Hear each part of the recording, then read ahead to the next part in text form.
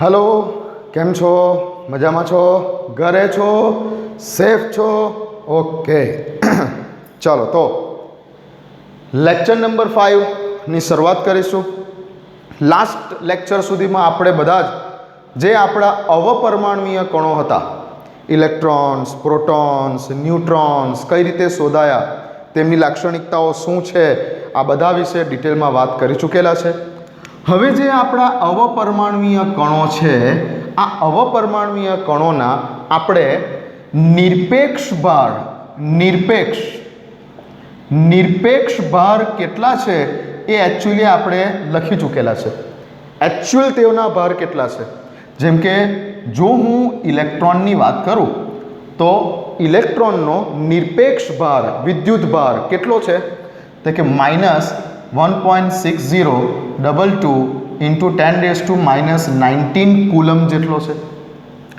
પ્રોટોનમાં value એટલી જ છે પણ પ્લસ છે 1.6022 × 10⁻⁻19 કુલમ જેટલો છે। અને ન્યુટ્રોનની આપણે વાત કરતા હતા તો ન્યુટ્રોન તો વીજ ભાર રહિત હતો ન્યુટ્રોન। તો આ બધા જે છે ને નિરપેક્ષ ભાર છે। મેં તમને કીધેલું બુકમાં જે પેલું કોષ્ટક આપેલું છે લગભગ પેજ નંબર 30 ઉપર તેમાં નિરપેક્ષ ભાર લખેલું છે અને બાજુમાં વળી કંઈક સાપેક્ષ ભાર એવું પણ લખેલું છે। તો આજે આપણે થોડીક એની ચર્ચા કરી લઈએ। પહેલાં નિરપેક્ષ ભાર તો આટલા છે આપણને ખબર છે કે એકચ્યુઅલ ઇલેક્ટ્રોનનું વેટ કેટલું છે વેટ નહીં સોરી તેનો વીજભાર અહીંયા વીજભારની વાત ચાલે છે ઓકે। તો ઇલેક્ટ્રોનનો એકચ્યુઅલ વીજભાર કેટલો છે પ્રોટોનનો એકચ્યુઅલ વીજભાર કેટલો છે અને ન્યુટ્રોનનો તો 0 છે। આને કહેવાય નિરપેક્ષ ભાર। પણ આ સાપેક્ષ ભાર એટલે શું સાપેક્ષ ભાર એટલે શું તેની વાત થોડીક તમને કોન્સેપ્ટ ક્લિયર કરાવડાવું। સાપેક્ષ ભાર એટલે શું ઓકે। તો અવપરમાણુય કણોના સાપેક્ષ ભાર આપો હેડિંગ અવપરમાણુય કણોના સાપેક્ષ ભાર આપો હેડિંગ ઓકે। સાપેક્ષ ભાર વાત કરીએ હવે આજે આપણે સાપેક્ષ ભારની। સાપેક્ષ ભાર ઇંગ્લિશમાં શું કહેવાશે એને રિલેટિવ ચાર્જ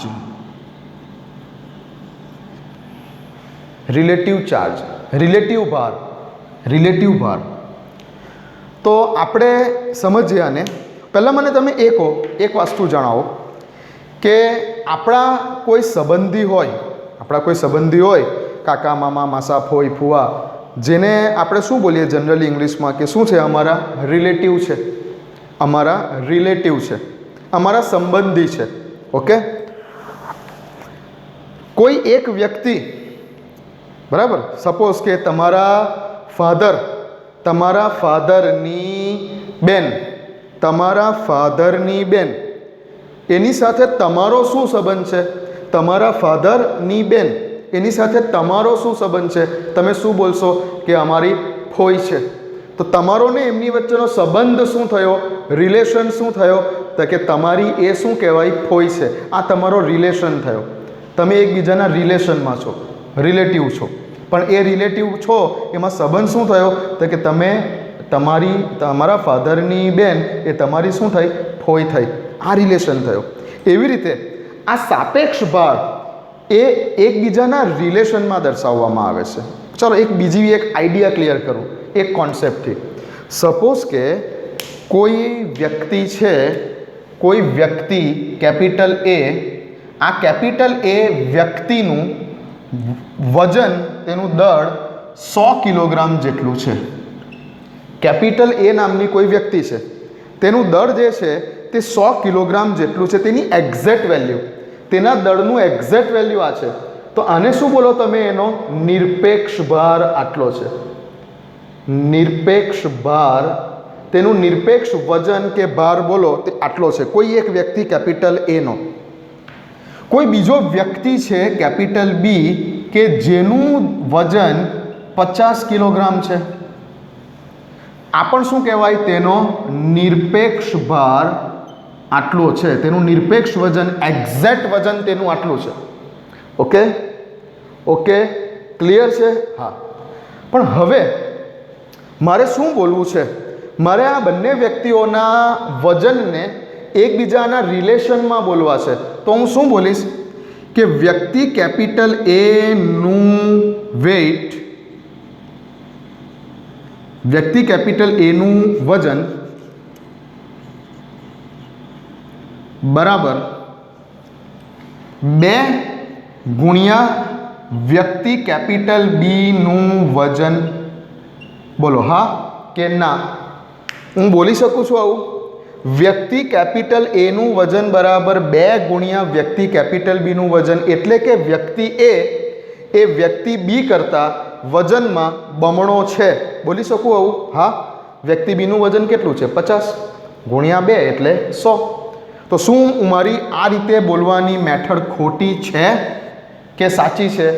શું એવું બોલવું હવે કે વ્યક્તિ એનું વજન બરાબર 2 ગુણ્યા બીનું વજન, તો શું વ્યક્તિ એનું વજન 2 કિલોગ્રામ થઈ ગયું? ના, વ્યક્તિ એનું વજન 100 કિલોગ્રામ જ છે, પણ બીના રિલેશનમાં, આ બીના રિલેશનમાં, સાપેક્ષમાં, બીની સાપેક્ષમાં વ્યક્તિ એ બમણો છે વજનમાં. વ્યક્તિ બીની સાપેક્ષમાં વ્યક્તિ એ વજનમાં બમણો છે. આવું બોલાય કે નહીં? એ જ રીતે મારે હવે બોલવું છે વ્યક્તિ બીનું વજન. વ્યક્તિ બીનું વજન કેટલું છે? તો શું બોલીશું કે વ્યક્તિ એની સાપેક્ષમાં, વ્યક્તિ એના વજનની સાપેક્ષમાં વ્યક્તિ બીનું વજન 1/2 જેટલું છે. 1/2 જેટલું છે. વ્યક્તિ એના વજનની સાપેક્ષમાં વ્યક્તિ બીનું વજન અડધું છે. ઓકે, તો આ રીતે આપણે એકબીજાની સાપેક્ષમાં બોલી શકીએ છીએ. આ પણ સાચું છે, આ પણ સાચું છે, આ પણ સાચું છે, આ પણ સાચું છે. પણ અહીં મેં શું બતાવ્યું?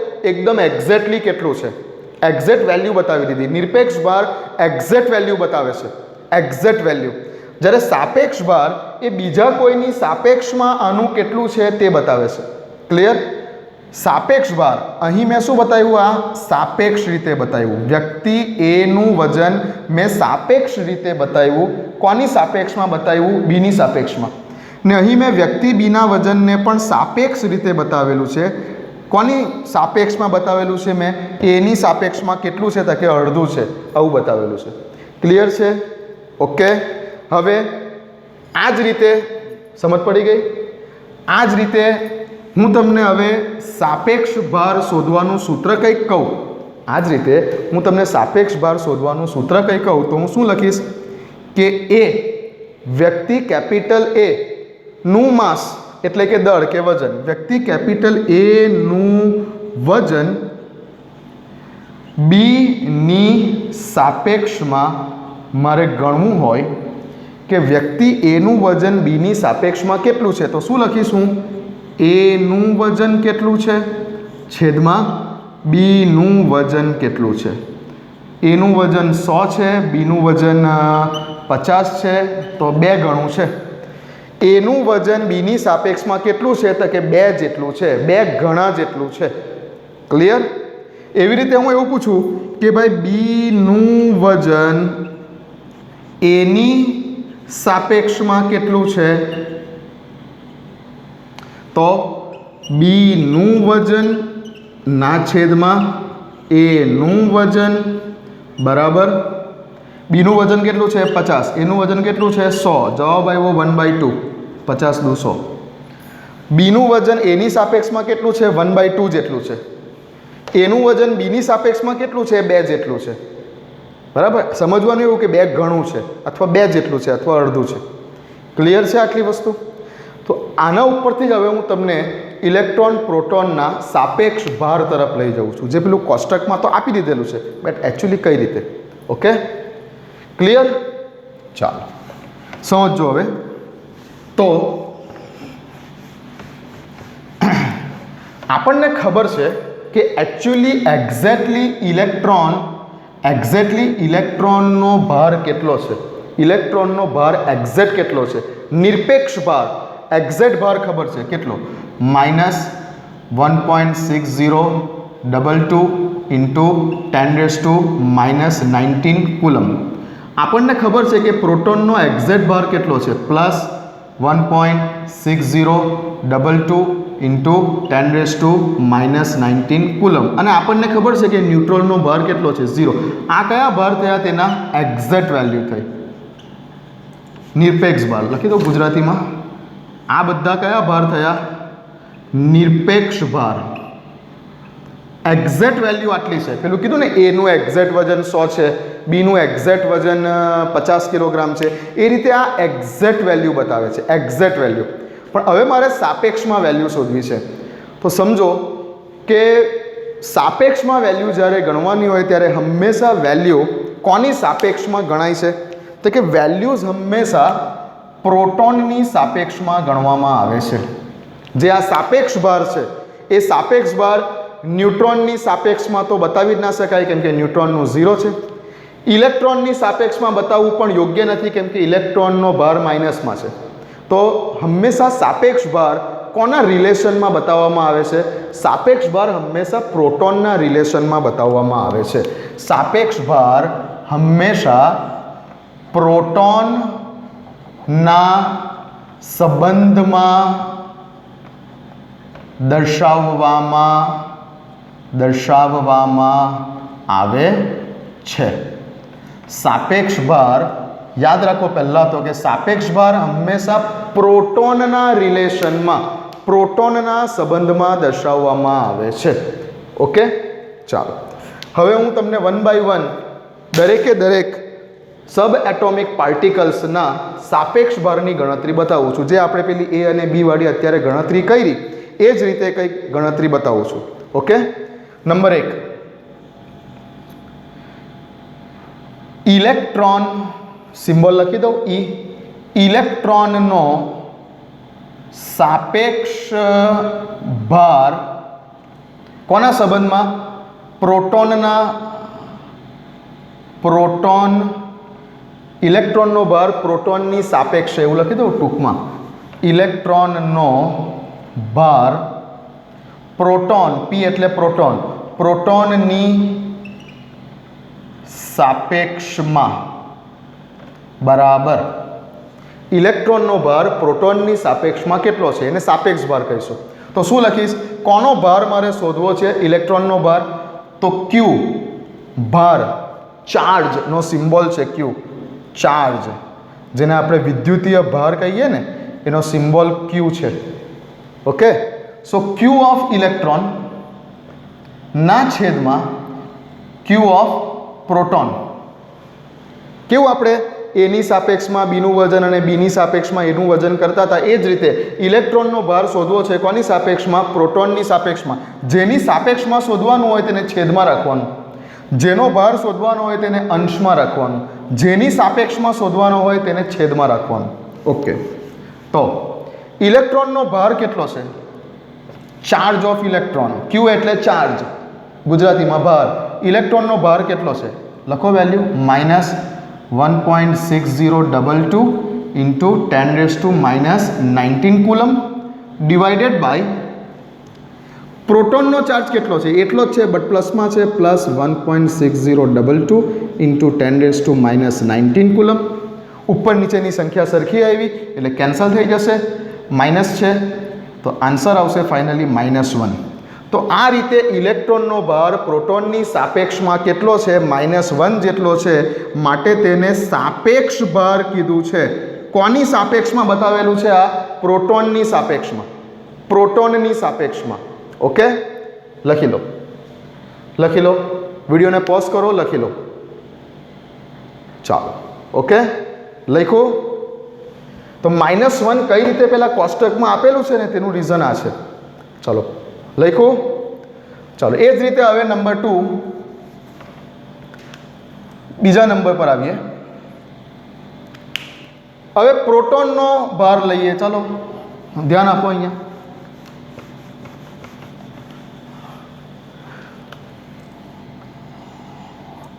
પ્રોટોનનો ભાર પ્રોટોનની જ સાપેક્ષમાં, પ્રોટોનનો ભાર પ્રોટોનની જ સાપેક્ષમાં. તો શું લખીશ? ચાર્જ ઓફ પ્રોટોનના છેદમાં charge of proton. Charge of proton કેટલો છે એના છેદમાં પાછું ચાર્જ ઓફ પ્રોટોન જ લખીશ. ચાર્જ ઓફ પ્રોટોનની જે વેલ્યુ હશે તે જ વેલ્યુ આની પણ હશે. ઉપર નીચેની વેલ્યુ સરખી જશે એટલે ફાઇનલી આન્સર શું આવશે? ચલો લખી દઉં, પ્લસ 1.6022 ઇન્ટુ 10⁻−19 કુલમ છેદમાં પાછું પ્લસ 1.6022 ઇન્ટુ 10⁻−19 કુલમ, ઉપર પ્લસ નીચે પ્લસ, સંખ્યા સરખી, કેન્સલ, આન્સર આવ્યો +1. તો પ્રોટોનનો સાપેક્ષ ભાર પ્રોટોનની જ સાપેક્ષમાં +1. ઓકે ઓકે, લખી લો. જે કોષ્ટકમાં સાપેક્ષ ભારમાં તમને +1 બતાવેલું છે, કેમ બતાવેલું છે એનું રીઝન છે આ, લખી લો. ચાલો લખ્યું. આ બધા કયા ભાર છે? નિરપેક્ષ ભાર. એક્ઝેક્ટ વેલ્યુ આટલી છે, પણ આ આપણે શું બતાવીએ છીએ? રિલેશનમાં. આના રિલેશનમાં બીજાની વેલ્યુ કેટલી છે? સાપેક્ષ ભાર. ચાલો લાસ્ટમાં ન્યુટ્રોનની વાત કરી લઈએ. નંબર 3, ન્યુટ્રોનનો ભાર પ્રોટોનની સાપેક્ષમાં. તો શું લખીશું? ચાર્જ ઓફ ન્યુટ્રોન છેદમાં ચાર્જ ઓફ પ્રોટોન. જેની સાપેક્ષમાં શોધવાનો હોય ને, જેની સાપેક્ષમાં તેને છેદમાં રાખીશું, જેનો સાપેક્ષ ભાર શોધવાનો હોય તેને અંશમાં રાખીશું. બોલો, ન્યુટ્રોનનો ચાર્જ કેટલો? 0. પ્રોટોનનો ચાર્જ કેટલો? હવે કોઈ પણ ચાર્જ હોય 0 વડે ભાગાકાર કરવામાં આવશે તો શું થઈ જશે? 0 જ ને. 1.6022 ઇન્ટુ 10⁻−19 કુલમ. 0 વડે ભાગો એટલે એક જ થયા હશે, 0 વડે ભાગો એટલે 0 જ થઈ જાય. તો ન્યુટ્રોનની વેલ્યુ તો 0. ન્યુટ્રોનના નિરપેક્ષ ભાર બોલો કે સાપેક્ષ ભાર બોલો, ન્યુટ્રોનની વેલ્યુ કેટલી? 0. બરાબર. ચાલો પતાવો. ચલો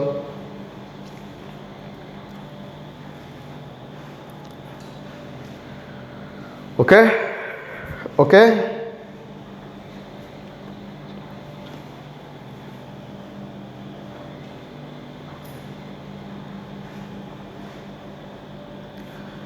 ચાલો જઈએ આગળ. આવું જ કંઈક પેલા માસમાં પણ છે, આવું જ છે કંઈક. હવે આ તો ભારની વાત કરી, વિદ્યુતીય ભારની વાત કરી. હવે જો હું માસની વાત કરું તો પણ એવું જ છે કંઈક. જોઈ લો. તમને ખબર છે કે ઇલેક્ટ્રોનનું એક્ઝેક્ટલી દળ કેટલું છે કિલોગ્રામમાં? કેટલું છે? 9.10939 ઇન્ટુ 10⁻31 કિલોગ્રામ. પ્રોટોનનું કેટલું છે? 1.67262 ઇન્ટુ 10⁻27 કિલોગ્રામ. ન્યુટ્રોનનું કેટલું છે? 1.67493 ઇન્ટુ 10⁻27 કિલોગ્રામ. આ તેમના એક્ઝેક્ટ વેલ્યુઝ છે. આ તેની એક્ઝેક્ટ વેલ્યુ છે. એક્ઝેક્ટ વેલ્યુ આટલી છે. બરાબર. હવે મારે સપોઝ કે હવે ઇલેક્ટ્રોનનું દળ પ્રોટોનની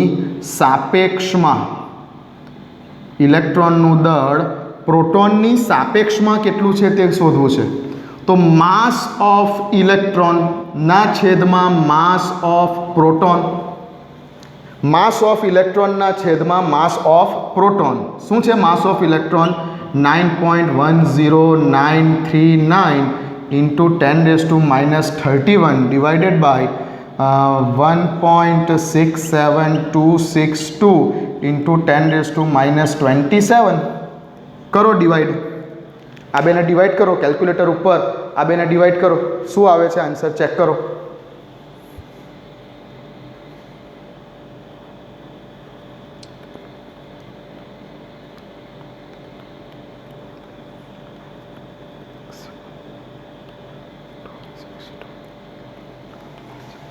શું આવે છે આન્સર?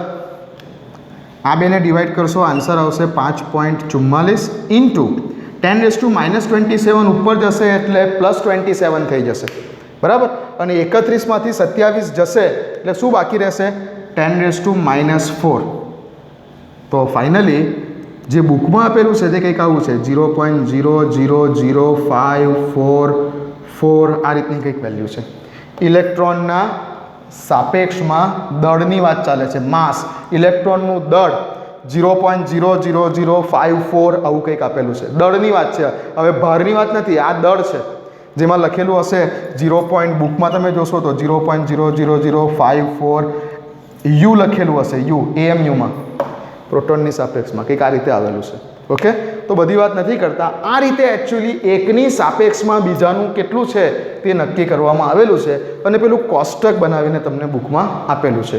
તો આ વાત થઈ સાપેક્ષ ભાર. પહેલાં તો ઇલેક્ટ્રિકલ ચાર્જ તેના સાપેક્ષમાં કેટલા છે. તો હવેથી સાપેક્ષ ભાર યાદ રાખો. સાપેક્ષ ભારની વાત આવે તો ઇલેક્ટ્રોનનો સાપેક્ષ ભાર કેટલો? -1. પ્રોટોનનો સાપેક્ષ ભાર કેટલો? +1. ન્યુટ્રોનનો સાપેક્ષ ભાર કેટલો? 0. આ સાપેક્ષ ભાર થયા. આ શું છે? ઇલેક્ટ્રોનનું પ્રોટોનની સાપેક્ષમાં દળ બતાવે છે. દળ, તો દળ આટલું છે. વજન, દળ આટલું છે અને આ તેના ભાર છે. ભાર એટલે વિદ્યુત ભારની વાત છે. આ ઇલેક્ટ્રિકલ ચાર્જની વાત છે. વિદ્યુતીય ભાર છે, વજનવાળું ભાર નથી. આ વિદ્યુત ભાર છે અને આ જે છે તે એકચ્યુઅલ તેનું દળ કેટલું છે સાપેક્ષમાં તે બતાવે છે. ઓકે, ચાલો. તો આ રીતે આપણે સાપેક્ષ ભારની ગણતરી કરી શકીએ છીએ. હવે એકચ્યુઅલી બુકમાં ડાયરેક્ટ આપેલું છે. જનરલી તમારે ગોખી નાખવું હોય તો એ મેથડ હતી તમે કે સીધું બુકમાં જોઈને ગોખી નાખતે, બટ એકચ્યુઅલમાં કઈ રીતે આવે છે ને એ મેં તમને બતાવ્યું. બરાબર? કેમ કે આપણે પહેલાં જ ના પાડેલી છે ભાઈ, કોઈ પણ વસ્તુને સ્વીકારવાની નથી. કોઈ પણ વસ્તુને સાયન્સમાં, ખાસ કરીને કેમિસ્ટ્રીમાં, કોઈ પણ વસ્તુને સ્વીકારવાની નથી. દરેકે દરેક વસ્તુનું કારણ છે એ જાણીને જ આગળ ચાલવાનું, તો જ સાયન્સની અંદર મજા આવશે. ઓકે, તો અહીંયા બધા આપણા સબ એટોમિક પાર્ટિકલ પૂરા થાય છે. બરાબર છે? ચાલો, હવે આજે આપણે થોડી ટૂંકી વાત કરી લઈએ કે સ્ટાર્ટ કરી દઈએ. સમય છે તો થોમ્સનનો પરમાણુ નમૂનો. એકદમ ટૂંકી વાત છે. થોમ્સનનો પરમાણુ નમૂનો લગભગ થોમ્સને 1898માં આજુબાજુમાં કંઈક આપેલો છે. 1808 સુધીથી લગીને લગભગ તમે જોઈ શકો છો કે 1898માં થોમ્સને 1808માં સૌ પ્રથમ પરમાણુ વિશે વાત ડાલ્ટને કરેલી અને ત્યાર પછી લગભગ 90 વર્ષો બાદ 1898માં થોમ્સન નામના વૈજ્ઞાનિકે જેવા પેલા સબ એટોમિક પાર્ટિકલ્સ, ઇલેક્ટ્રોન્સ, પ્રોટોન્સની શોધ થઈ ગઈ. ન્યુટ્રોન તો બહુ પાછળથી શોધાયેલો. જ્યારે થોમ્સને પોતાનો નમૂનો આપ્યો ને ત્યારે ન્યુટ્રોન નથી શોધાયો. લગભગ ન્યુટ્રોનની શોધ તો મેં તમને કીધેલું કે 1930ની આજુબાજુના વર્ષોમાં થયેલી છે. ચેડવિકે કરેલી. બરાબર? ચેડવિક નામના વૈજ્ઞાનિકે ન્યુટ્રોનની શોધ તો બહુ પાછળથી કરેલી. એટલે થોમ્સને પણ પોતાનો જ્યારે નમૂનો આપ્યો ત્યારે ન્યુટ્રોનની શોધ નથી થઈ. થોમ્સનનો નમૂનો જ્યારે અસ્તિત્વમાં આવ્યો ત્યારે માત્ર 2 જ અવપરમાણુય કણોની શોધ થઈ ચૂકેલી હતી. કયા 2 અવપરમાણુય કણોની શોધ થઈ ચૂકેલી હતી? ઇલેક્ટ્રોન્સ અને પ્રોટોન્સ. ન્યુટ્રોનની શોધ તો બહુ પાછળથી થઈ, 1932-33માં થઈ, 30ની પછી થઈ. બરાબર છે? ચાલો, તો થોમ્સનના પરમાણુ નમૂના ઉપર જઈશું આપણે. થોમ્સનનો પરમાણુ નમૂનો ડાલ્ટનના પરમાણુ નમૂનાને લગભગ 90 વર્ષ થયા બાદ થોમ્સને આપેલો છે. ત્યાં સુધી મેં કીધેલું 80-90 વર્ષો સુધી આખા વિજ્ઞાન જગતમાં ડાલ્ટનનો જ પરમાણુ નમૂનો કે પરમાણુ કેવો છે એ જે ડાલ્ટને કીધેલું તે જ બધા સાચું માનતા હતા. પણ અવપરમાણુય કણોની શોધ થયા બાદ ડાલ્ટનનો પરમાણુ નમૂનો ફેલ થઈ ગયો અને પછી થોમ્સન નામના વૈજ્ઞાનિકે જે થોમ્સન, આખું નામ જે થોમ્સન નામના વૈજ્ઞાનિકે જે પરમાણુ વિશે કીધું તે શું કીધું? તો થોમ્સને એવું કીધું કે પરમાણુ કેવો છે. થોમ્સને એવું કીધું કે પરમાણુ કેવો છે તે કે થોમ્સને કીધું કે પરમાણુ તડબૂચ જેવો છે. તડબૂચ જેવો છે. અથવા આપણે જે વાનગી છે ખીર, બરાબર, જેને આ બીજા બધા લોકો પુડિંગ તરીકે ઓળખે છે. પુડિંગ, આપણે જેને ખીર બોલીએ છીએ એવી એક વાનગી છે જેને પુડિંગ તરીકે ઓળખાય છે. તો પરમાણુ તરબૂચ જેવો છે અથવા ખીર જેવો છે, પુડિંગ જેવો છે. પલ્મ પુડિંગ, રાઈસન પુડિંગ આવો છે. તમે બુકમાં નામ જોઈ શકશો, અંડરલાઈન કરી દેજો. થોમ્સનનો પરમાણુ નમૂનો તરબૂચ જેવો છે, અંડરલાઈન. પલ્મ પુડિંગ જેવો છે, રાઈસન પુડિંગ જેવો છે, અંડરલાઈન કરી દેજો. ઓકે, પુડિંગ એટલે સમજો કે ખીર. હવે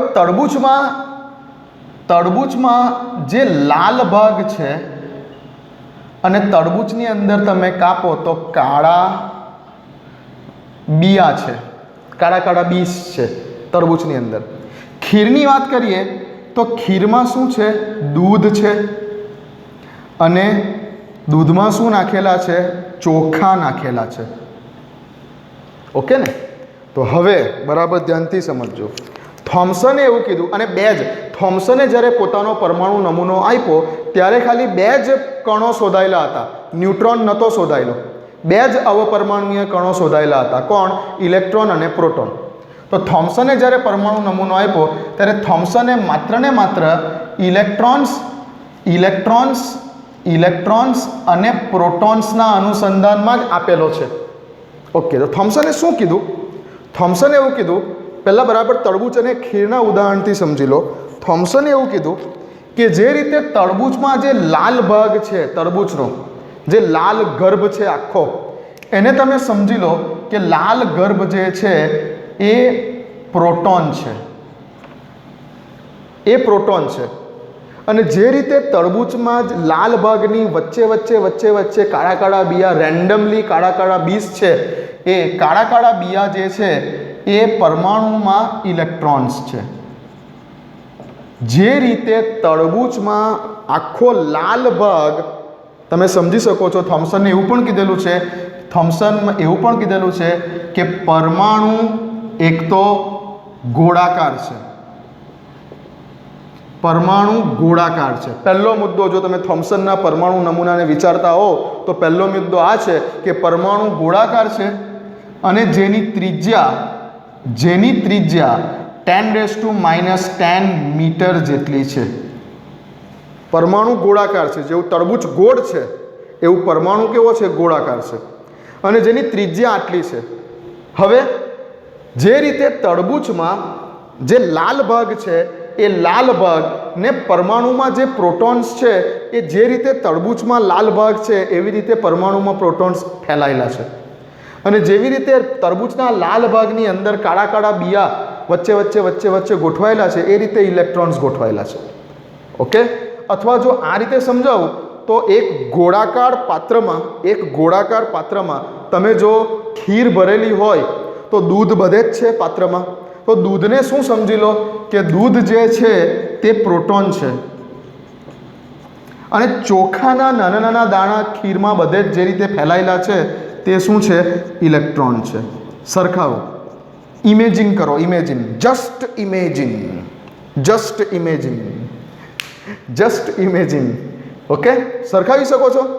તો જે રીતે ગોળાકાર તરબૂચમાં લાલ ભાગ જે છે તેને પ્રોટોન સાથે સરખાવી દો, અને જે કાળા બીજ છે તરબૂચના કાળા બિયા તેને ઇલેક્ટ્રોન સાથે સરખાવી દો. ઓકે? અથવા ખીરની વાત કરો તો દૂધને પ્રોટોન સાથે સરખાવી દો અને ચોખાના દાણાને ઇલેક્ટ્રોન સાથે સરખાવી દો. ક્લિયર? ચાલો, તો શું કીધું હવે કે પરમાણુ કેવો છે? થોમ્સનની પરમાણુ વિશેની ધારણાઓ, પરમાણુના નમૂના વિશેની જે થોમ્સને વાત કરેલી છે તે. થોમ્સનના મત અનુસાર પરમાણુ કેવો છે? તો કે પરમાણુ ગોળાકાર છે, તેની ત્રિજ્યા આટલી છે. ઓકે? ક્લિયર છે? આટલી 2 વસ્તુ ફિગરથી બતાવી દઉં તો સમજો કે આ પરમાણુ ગોળાકાર છે. પરમાણુ ગોળાકાર છે જેમાં ધન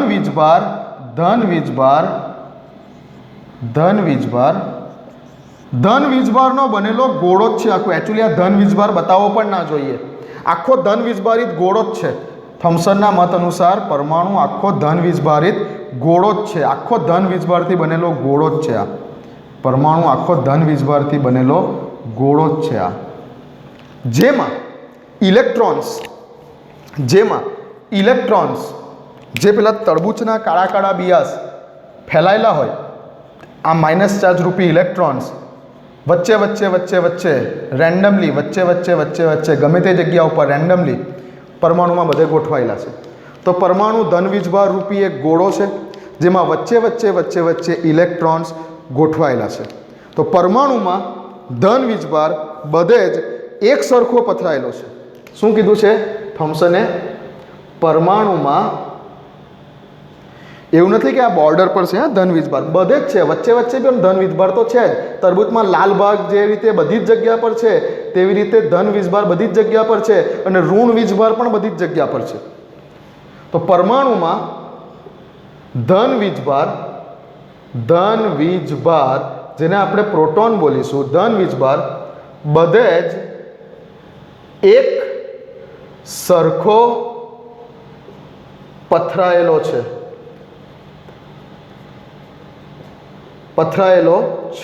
જોઈ શકો છો. ધન વીજભાર બધે જ એક સરખો પથરાયેલો છે અને ઇલેક્ટ્રોન્સ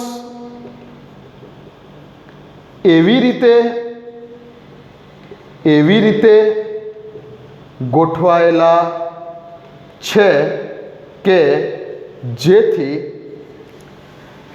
વિદ્યુતીય રીતે સૌથી સ્થાયી રચના પ્રાપ્ત થઈ શકે. આનો અર્થ શું થયો વિચારો, શું થયો આનો અર્થ? પરમાણુમાં ધન વીજભાર બધે જ એક સરખો પથરાયેલો છે અને ઇલેક્ટ્રોન એવી રીતે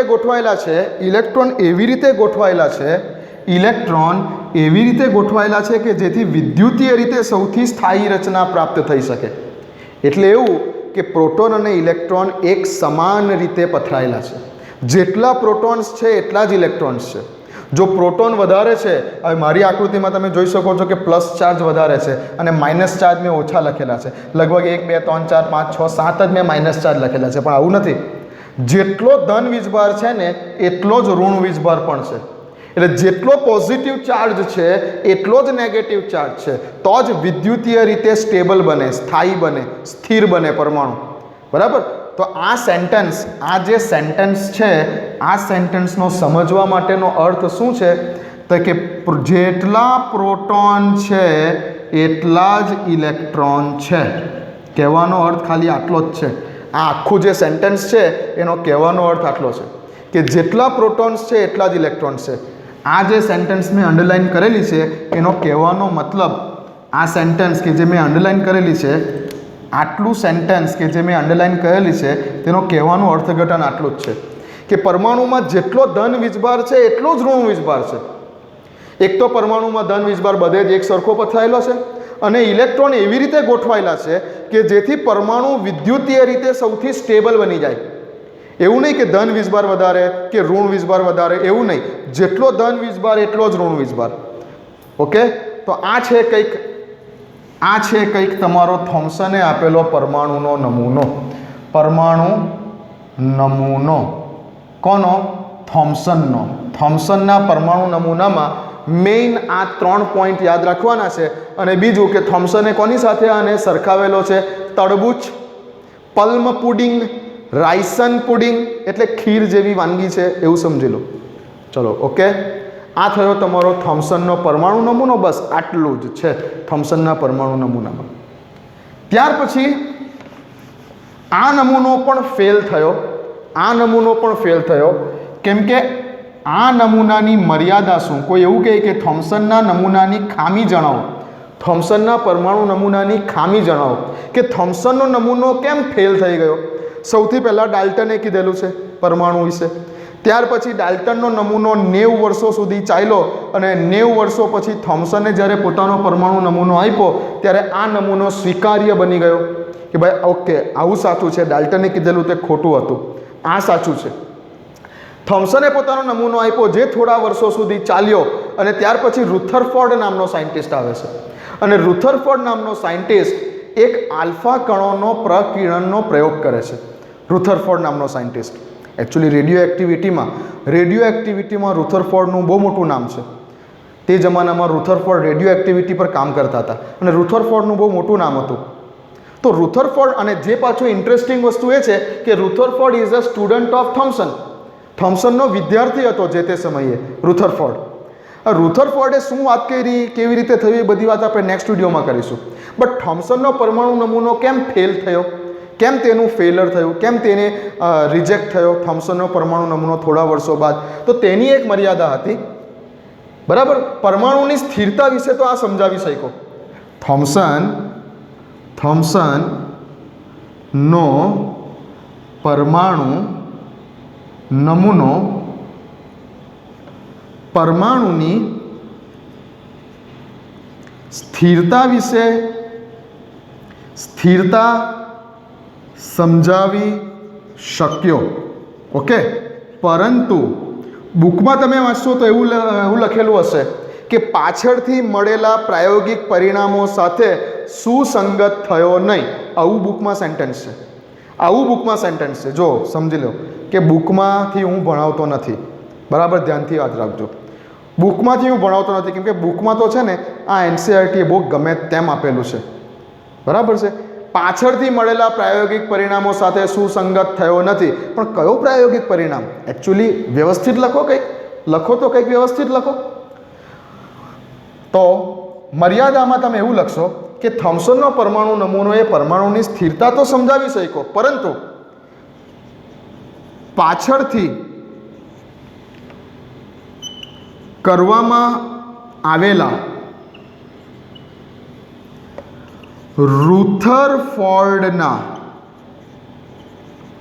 આલ્ફા કણો પ્રકીર્ણનના પ્રયોગને સમજાવવામાં નિષ્ફળ નીવડ્યો. આ તેની મર્યાદા.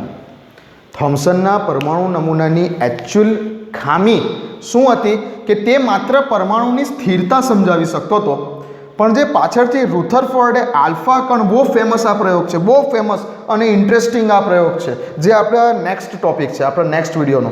રુથરફોર્ડનો જે આલ્ફા કણ પ્રકીર્ણનનો પ્રયોગ હતો તેના વિશે આ થોમ્સન સમજાવી શક્યો નહીં. થોમ્સનનો પરમાણુ નમૂનો આ પ્રયોગના પરિણામો સાથે સુસંગત થયો નહીં, માટે થોમ્સનનો પરમાણુ નમૂનો ફેલ થઈ ગયો. અને પછી અસ્તિત્વમાં આવે છે રુથરફોર્ડનો પરમાણુ નમૂનો. આ આપણા નેક્સ્ટ વિડીયોનો ટોપિક. ઓકે, તો લખી લેશો આટલી વસ્તુ.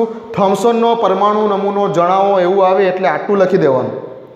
પહેલો પોઈન્ટ, બીજો પોઈન્ટ, આ ત્રીજો પોઈન્ટ. બાજુમાં પેલી ગોળ આકૃતિ બતાવી દેવાની, વચ્ચે વચ્ચે પ્લસ માઇનસ લખી દેવાના. છેલ્લે લખી દેવાનું કે તરબૂચ સાથે સરખાવેલ છે. પલ્મ પુડિંગ, રાઈસન પુડિંગ, આ શબ્દો નીચે પણ અંડરલાઇન બુકમાં કરી દેવાની ને લખી બી દેવાનું. એક ચોથો મુદ્દો લખી દેવાનો અહીંયા કે કોની સાથે સરખાવેલો છે તે. ક્લિયર છે? અને લાસ્ટમાં તેની આમ મર્યાદા, આટલું લખી દેવાનું. હું તમને સાથે સાથે એ પણ કહેતો જાઉં છું કે કઈ રીતે લખવાનું છે, સમજી લેજો. હા, તમારી પાસે દુનિયાનું મટીરિયલ છે, તમારી પાસે ચોપડી છે, તમારી પાસે નવનીત છે, મોર્ડન છે, દર્પણ છે, પણ આ બધામાંથી વાંચશો ને તો ગૂંચવાયા જ કરશો કે લખવાનું શું. એકચ્યુઅલી હું તમને લખવાની મેથડ પણ બતાવી રહેલો છું કે ટોપિક આ રીતે પોઈન્ટ વાઇઝ પોઈન્ટ બનાવીને આવી રીતે લખવાનું છે. ઓકે, નેક્સ્ટ ટાઈમ મળીએ. નેક્સ્ટ આપણો બહુ ઇન્ટરેસ્ટિંગ ટોપિક સ્ટાર્ટ થશે, રુથરફોર્ડનો આલ્ફા કણનો પ્રયોગ. આ આપણો નેક્સ્ટ ટોપિક હશે. ચલો વાંચતા રહો, મળીએ.